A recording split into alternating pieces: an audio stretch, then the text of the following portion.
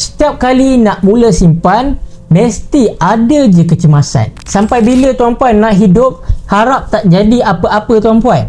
Bayangkan tuan-puan, duit kita banyak dalam bank, tapi bila berlaku kecemasan, kita baru sedar duit tu laju je lesak. Inflasi makan nilai duit kita, bisnes slow, gaji lambat dan kos makin naik. Kita hidup bergantung pada harap tak jadi apa tuan-puan. Tapi realitinya benda tak dijangka memang akan terjadi. Sebab tu tuan-puan, simpanlah emas. Bukan sebab nak jadi kaya secara mendadak, tapi sebab nak selamatkan duit kita. Simpan emas, nilainya tetap ada tuan-puan, tak terhakis, tak hilang begitu sahaja.